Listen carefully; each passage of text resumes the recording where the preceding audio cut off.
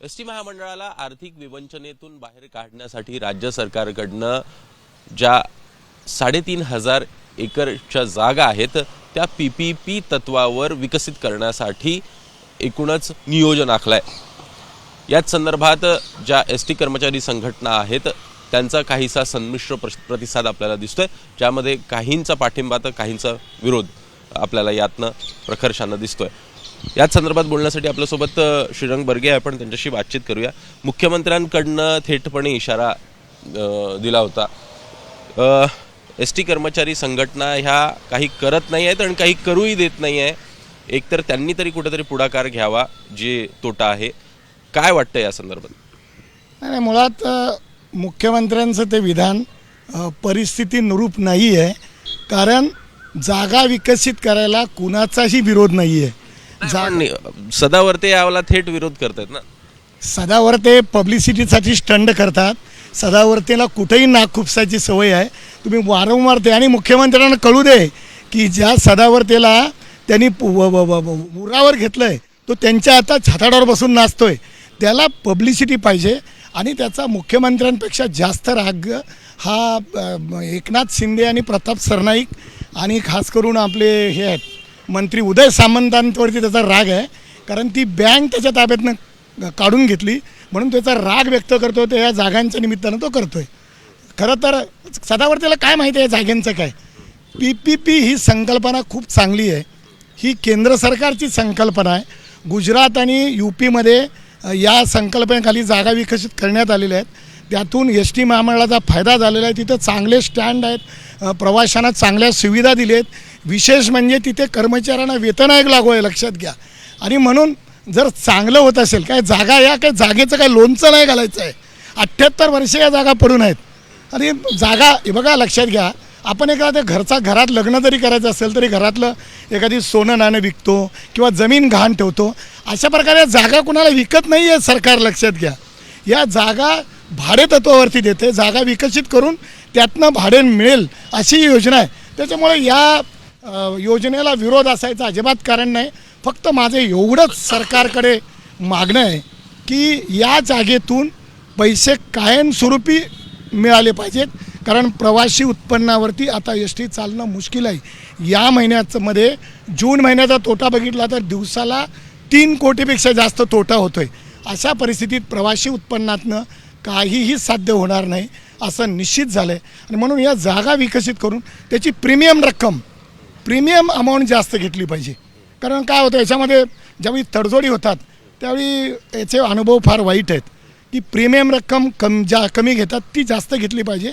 आणि याच्यातून ज्या दुकान किंवा गाळे जे बांधले जाणार आहेत त्याचं भाडं इतकं आलं पाहिजे की त्याच्यातून एसटी महामंडळाला प्रवाशांना चांगल्या सुविधा देता आल्या पाहिजेत, चांगल्या गाड्या घेता आल्या पाहिजेत। आणि कर्मचाऱ्यांची जी देणी आहेत, आज PF ग्रॅज्युटी, आता PF ॲडव्हान्ससुद्धा बंद केला या महिन्यामध्ये।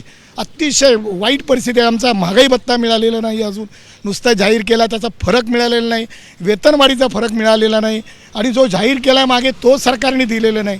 अशा परिस्थितीत ही सगळी देणी देण्यासाठी जागा विकसित करणे हा एकमेव पर्याय आहे। जागा विकसित करण्याला जो विरोध करतोय त्याला या एसटीचं काहीही माहिती नाही आहे असंच मी म्हणेन। तो सूडबुद्धीने आकसबुद्धीने करतोय। मुळात माझीसुद्धा एक विचारधारा आहे, तुम्हालाही माहीत आहे, पण मी या जागा विकसित करण्याचं समर्थन करतोय। आणि PPP खाली जागा विकसित करणं ही चांगली संकल्पना आहे सरकारची। एक दुसरा देखील प्रश्न समोर येताना दिसतो आहे, कुठेतरी एसटी महामंडळामध्ये भाजपची देखील एंट्री होते आहे का, असा प्रश्न सध्याला निर्माण होता आहे। तर कारण म्हणजे बैठकीमध्ये एकूण चर्चा होताना दिसलेली आहे आणि त्या बैठकीमध्ये जे व्यवस्थापकीय संचालकासोबतचं उपाध्यक्षपद आहे जे सध्याला MD कडे आहेत, ते कुठेतरी भाजपच्या वाट्याला जाणार का, असे देखील प्रश्न सध्या समोर येत आहेत। काय आपली प्रतिक्रिया असणार आहे? शिवसेना विरुद्ध भाजप असा पुन्हा एकदा सामना दिसू शकतो? नक्कीच तुम्ही मला गौप्यस्फोट करायला लावला आहे। मला माहिती होतं ही बातमी की एसटी महामंडळात सध्या चेअरमन आहेत ते प्रताप सरनाईक आहेत, ते मंत्री आहेत ते शिवसेनेचे आहेत। आणि भाजपाला निर्णय प्रक्रियेमध्ये काहीच वाव मिळत नाही। याचं कारण असं की राज्यमंत्र्याला एसटीत काहीच अधिकार नाही आहेत। नाही, शोभेचा फक्त राज्यमंत्रीपद हे शोभेचं आहे असं म्हटलं तरी वावगं ठरणार नाही। संचालक बोर्डाला अधिकार आहेत। पण राज्यमंत्र्याला काहीच नाही आहे. आणि मला असं वाटतं जागा विकसित करायचा मुद्दा येतो आहे, ज्याच्यामध्ये एवढी मोठी 1430 हेक्टर एवढी जमीन विकसित करायची आहे. कुठल्याही राजकीय पक्षाला हे वाटणार आणि ते का वाटणार याच्या मागची त्यांची भूमिका काय असेल, त्यांचा हेतू काय असेल हे जगाला माहिती आहे. आणि मी तुम्हाला सांगतो, आत्ता भाजपा थांबणार नाही, कारण शिवसेनेचं या महामंडळावर पूर्ण वर्चस्व आहे. शिंदे आणि सरनाईक झपाटून काम करत आहेत, म्हणून त्यांना पैसे दिले जात नाहीत. अर्थ खातं हे भाजपाकडे आहे. आज सरकार पैसे द्यायला तयार नाहीत सवलत मूल्याव्यतिरिक्त. गेल्या महिन्यात फक्त 45 कोटी रुपये दिले, पण मागितले होते 400 कोटीच्या वर आणि 45 कोटी दिले. याचाच अर्थ भाजपाला उपाध्यक्षपद घेऊन या ST महामंडळात एंट्री करायची आहे.